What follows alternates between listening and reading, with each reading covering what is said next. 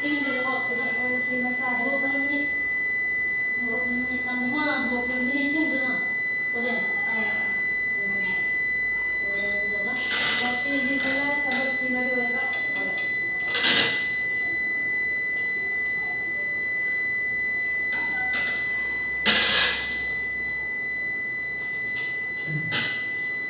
Assalamualaikum warahmatullahi wabarakatuh. Waalaikumsalam warahmatullahi wabarakatuh. Apa kabar semua?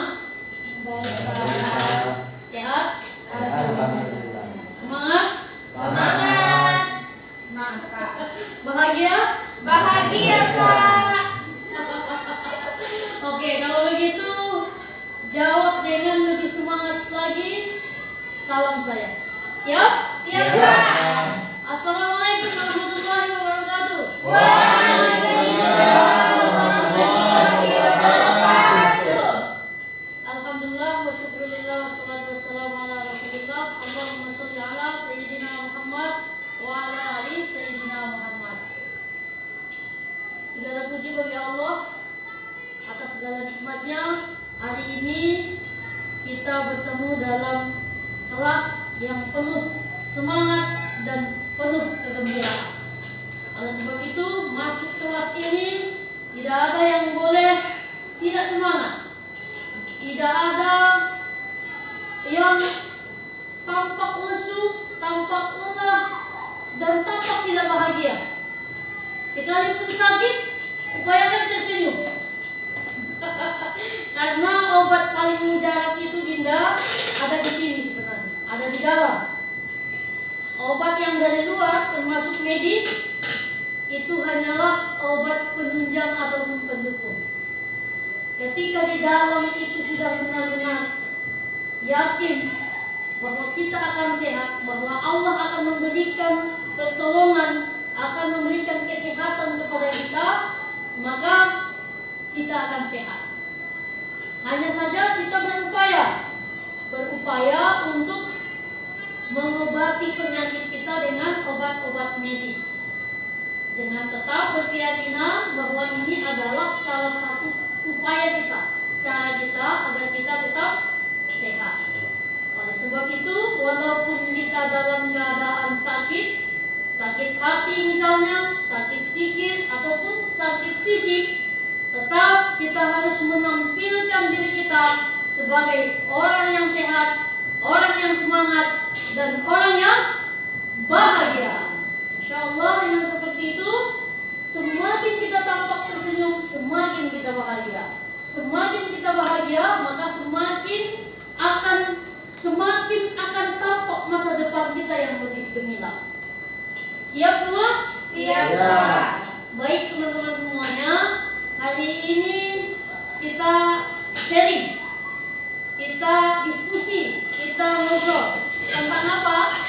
Tentang mengidentifikasi diri. Ya, tentang mengidentifikasi diri. Ada yang tahu apa itu mengidentifikasi diri?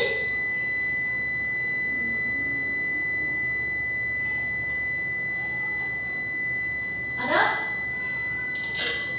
Nah, sebelum kita masuk ke mengidentifikasi diri, kita perlu ketahui bahwa mengidentifikasi diri ini adalah bagian daripada soft skill.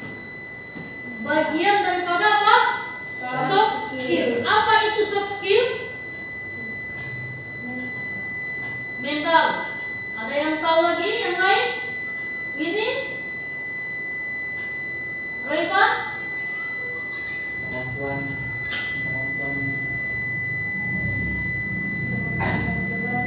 Kemampuan dalam memperbaiki mental gitu. Kemampuan dalam memperbaiki mental.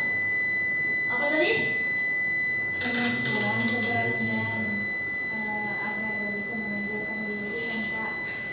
Kemampuan, keberanian untuk menonjolkan diri. Oke. Ada yang lain? Julie? Yuli? Ada enggak? Siapa namanya? Subhan ya, ya subhan. Ya. Kalau ini komputer, di depan teman-teman semuanya ada komputer ya. Ada nggak komputer? Ada Pak. Betul nggak itu komputer? Betul Pak. Jangan-jangan beda namanya di Bulusoni. CPU Pak. Iso sopan apa namanya?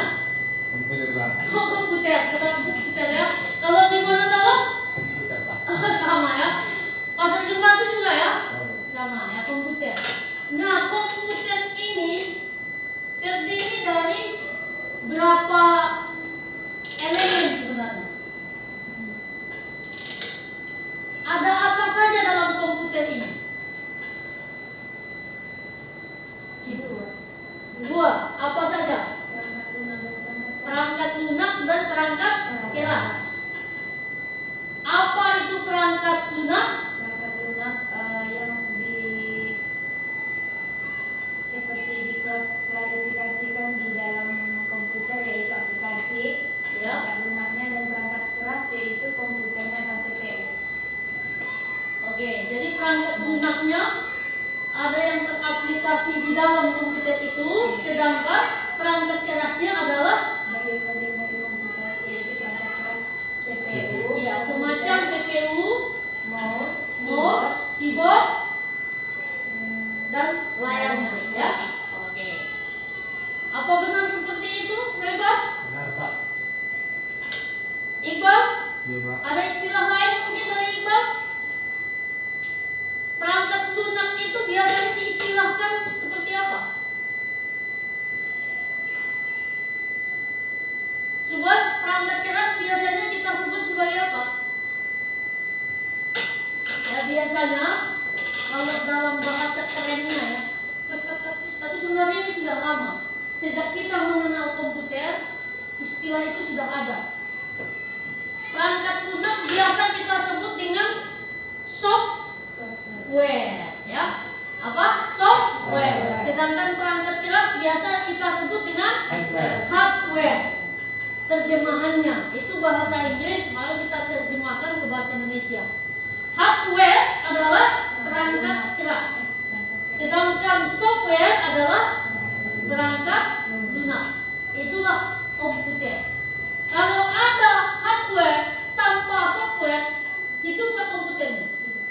Bisa nggak digunakan? Sebaliknya, ada software perangkat lunak, tapi tak ada hardware-nya, Yuli. Bisa nggak ini komputer kita gunakan?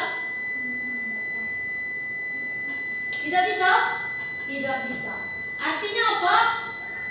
Hardware dan software harus ada dalam komputer. Baru komputernya bisa difungsikan, bisa memberikan banyak manfaat, bisa digunakan untuk berbagai macam hal yang kita butuhkan. Ya, itulah komputer. Maka ibarat komputer ini, ketika kita bicara soft skill, maka sama dengan software. Nah, kebalikan daripada soft skill ini apa? Hard skill. Hard skill kalau di komputer sama dengan hardware. Berarti soft skill itu apa? Skill adalah keterampilan atau kemampuan. Soft adalah lunak, ya, atau lembut.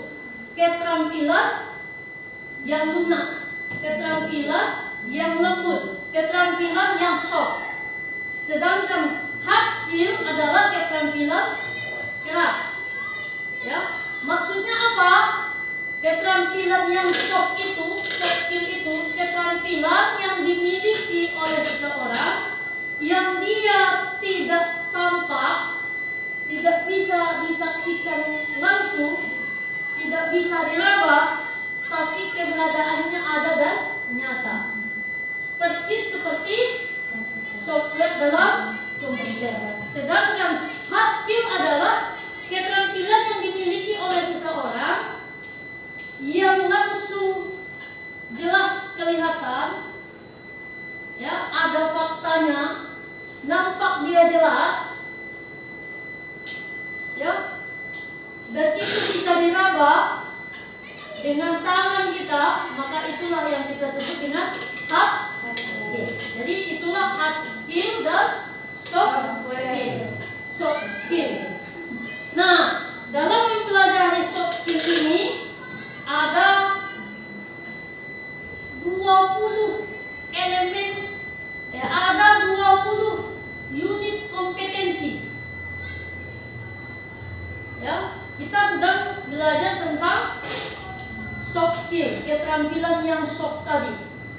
Apa saja isi soft skill itu? Kalau kita merujuk kepada SKKNI, ya, yang dikeluarkan oleh Kementerian Ketenagakerjaan Republik Indonesia, maka ada 20 kompetensi yang harus kita pelajari dan harus kemudian nanti kita aplikasikan dimanapun kita berada, termasuk ketika kita berada di tempat kerja kita. Dari 20 itu, nomor 1 adalah membangun konsep diri. Apa? Membangun konsep diri. Konsep diri seperti apa yang harus dibangun? Dan apa sebenarnya konsep diri itu? Ada yang tahu? Coba. Ada yang tahu konsep diri itu apa?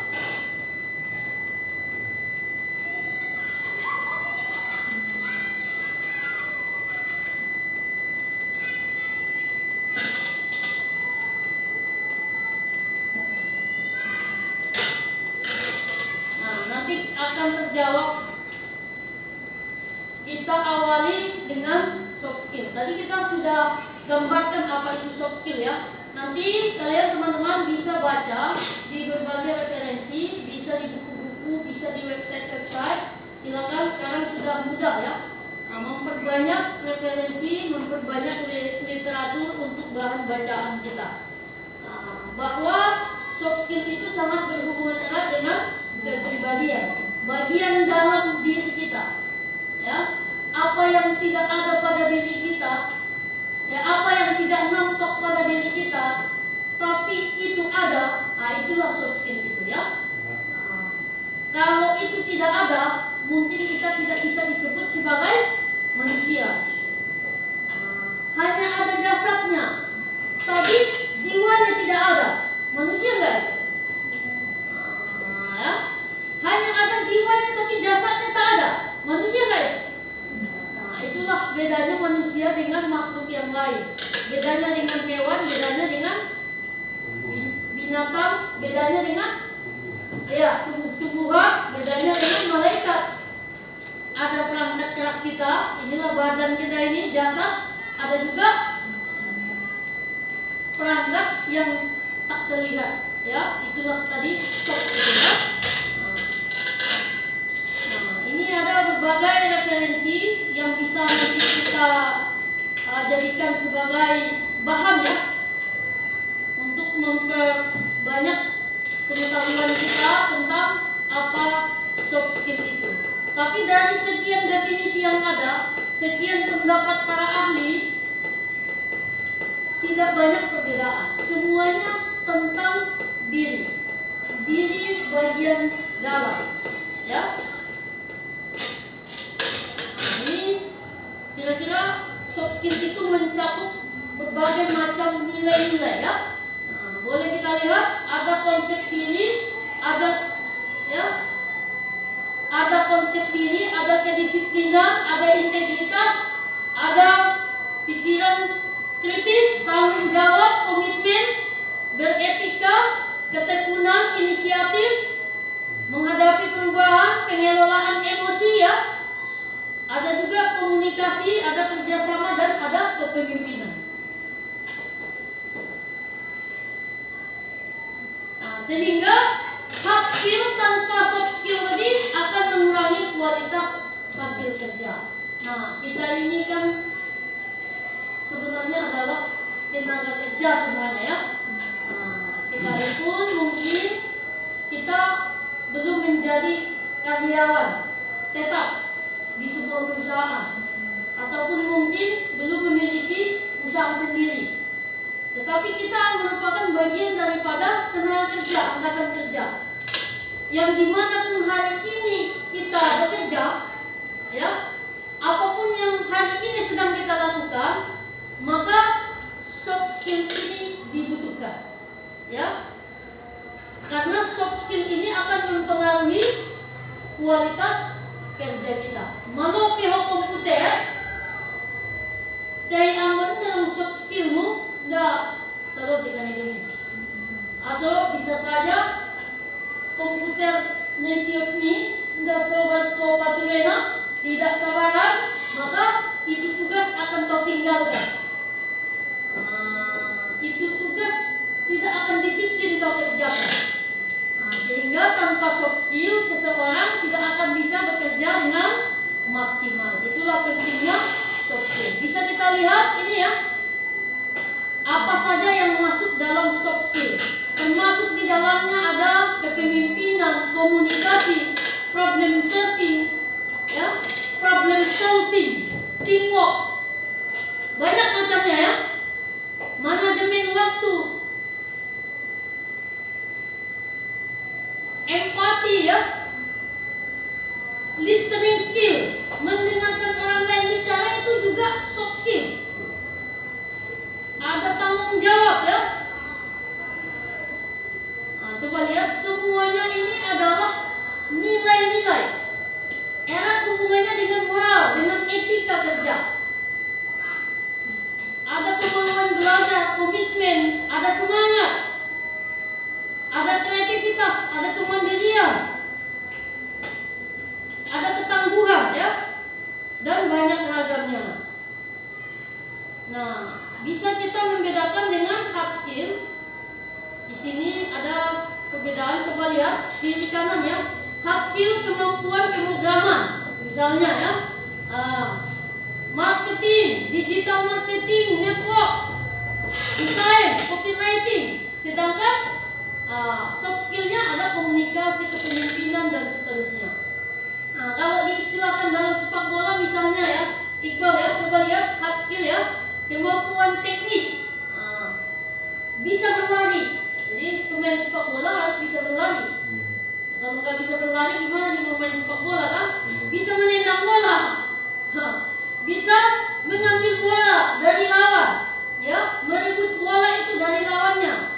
Tetapi apakah itu cukup bagi seorang pemain sepak bola? Tidak cukup. Harus punya soft skill. Apa soft skillnya? Harus mampu kerjasama. Anggota sadanya saja dalam merebut bola ya. Sadi yang melalui lapangan ini, padahal hal itu dia tidak memiliki soft skill. Nah, yang mengoperkan, dia cari ya, padahal lalu ya. Kemampuan mengambil inisiatif. Ada inisiatifnya untuk bagaimana membawa bola itu melewati lawannya, ataupun inisiatifnya mengambil bola dari lawan.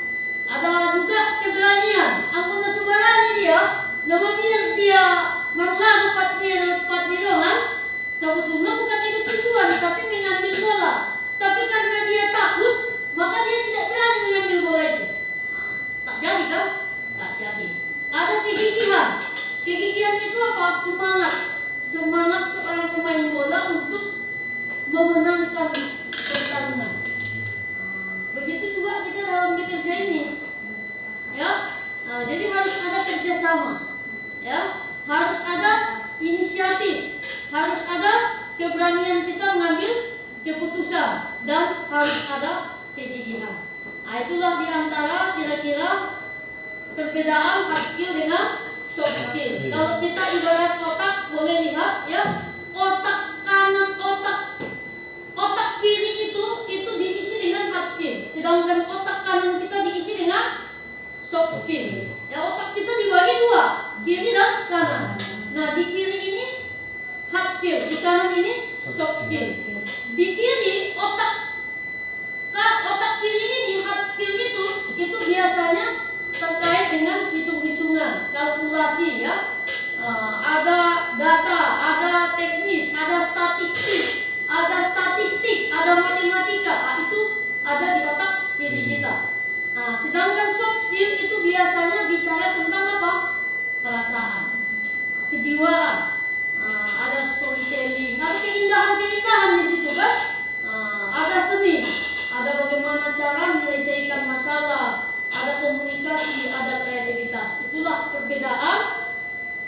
hard skill dengan soft skill. Tetapi tahukah kita bahwasanya 94% soft skill itu diperlukan oleh perusahaan. Nah, jika kalian ingin diterima di perusahaan-perusahaan besar, selain kalian punya hard skill, maka kalian juga harus punya soft skill.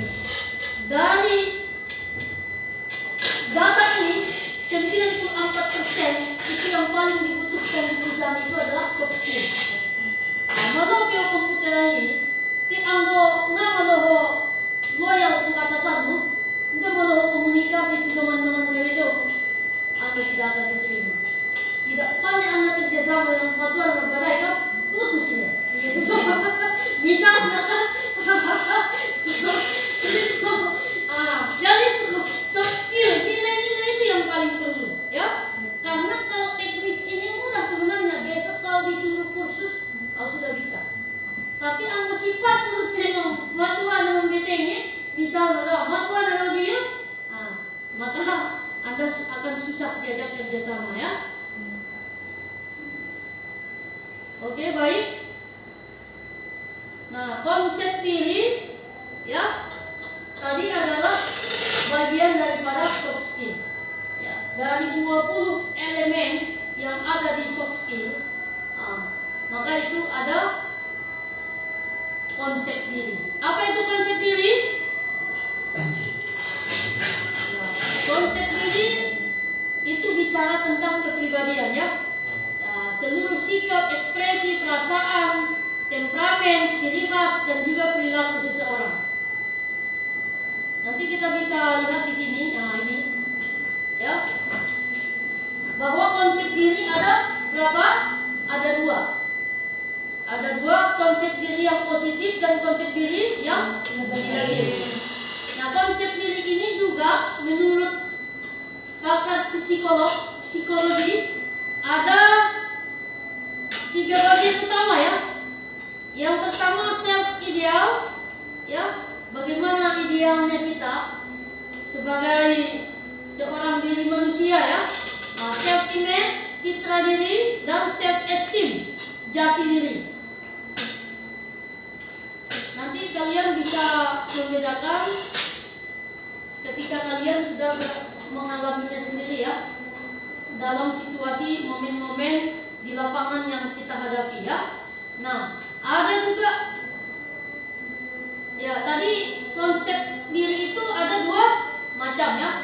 Yang pertama konsep diri yang positif dan yang kedua adalah konsep diri yang negatif. Yang mau kita bangun konsep diri yang mana, teman-teman? Konsep diri yang positif tentunya, ya. Nah, kita lihat konsep diri yang positif itu apa? Nah, contohnya ini, yakin dengan kemampuannya, merasa setara dengan orang lain, menerima pujian tanpa rasa malu, menyadari bahwa setiap orang memiliki berbagai perasaan, keinginan, dan perilaku, mampu memperbaiki dirinya sendiri. Itulah konsep diri yang positif. Sedangkan yang negatif, contohnya peka terhadap kritik, responsif terhadap pujian, bersifat hiperkritis, merasa tidak disenangi, bersikap pesimis. Nah, ini banyak, ya, contoh-contohnya. Yang jelas konsep diri yang positif ini akan berdampak positif terhadap diri dan kehidupan kita. Apa dampaknya? Membawa perubahan positif. Kalau kita punya konsep diri yang positif, maka kehidupan kita akan berubah menjadi positif. Membangun percaya diri, ya. Kalau selama ini kita belum memiliki kepercayaan diri yang tinggi, itu artinya kita belum memiliki konsep diri yang positif. Jadi kalau kita sudah punya konsep diri yang positif, maka kepercayaan diri kita akan terbangun, meningkatkan daya juang kita. Kita akan lebih semangat lagi, tanpa lelah, tanpa menyerah, mengubah krisis menjadi keberuntungan, ya. Jadi setiap masalah yang kita hadapi akan menjadi momentum bagi kita untuk mendapatkan ilmu dan keterampilan yang baru dan menjadikan batu loncatan bagi kehidupan kita yang lebih baik lagi, ya. Nah, ada beberapa pengaruh konsep diri ini terhadap komunikasi. Di antaranya, ya, menilai dan memahami, bertingkah laku, melihat, membuka diri, yakin. Kalau kita punya konsep diri yang positif, yang baik, maka berkomunikasi pun kita akan positif terus kepada orang lain. Ya, misalnya contoh ini ya, salah satu contoh melihat seseorang cenderung melihat dirinya seperti yang dilihat dan dikatakan, diharapkan oleh orang lain. Seorang cenderung bertingkah laku sesuai dengan yang dilihat dan dikatakan oleh orang lain. Ya, jadi kalau kita punya konsep diri, lalu ada orang yang positif, maka itu akan membuat kita positif. Kalau kita positif, lalu ada orang yang negatif, akan membuat kita juga sebenarnya positif karena cara memandang kita berbeda. Kan? Tapi kalau kita nggak punya konsep diri yang positif, pengen kalau terpengaruh mau. Siang do Pak ini, misalnya apa itu? Ini kan?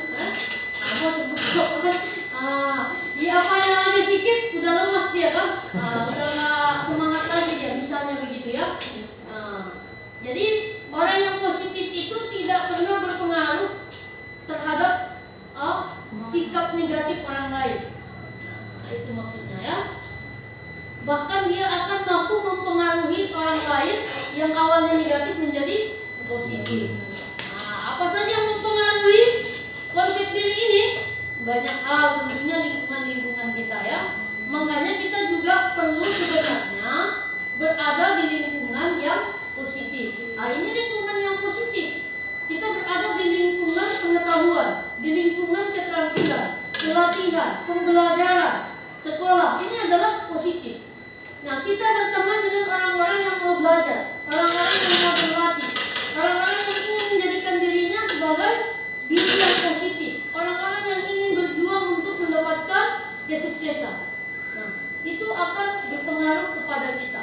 Tapi sebaliknya, ketika kita berada di lingkungan yang negatif, lambat laun kita juga akan menjadi diri yang negatif. Madua mendengar ko halak na malosok tayo, alin na malosok ko. Malosok ko berlatih, malosok kuliah, malosok beramal ibadah, ya kan? Siapa malosok sudah, ini dapat ko malosok. Madon ko misalnya dapat orang-orang yang narkoba, dapat ko alin na narkoba. Makanya jadilah diri kita sebagai pribadi yang positif dengan berada di lingkungan yang positif, berteman dengan orang-orang yang positif. Karena lingkungan itu dan teman-teman itu akan berpengaruh kepada diri kita. Bagaimana caranya kemudian membangun konsep diri yang positif ini? Mau menjadi diri yang positif? No? Caranya gimana coba? Caranya gimana? Bergaul dengan hal-hal yang positif. Bergaul dengan orang-orang yang positif. Oke, ada lain? Yang pertama caranya adalah mengidentifikasi diri kita. Apa yang kita maksud mengidentifikasi?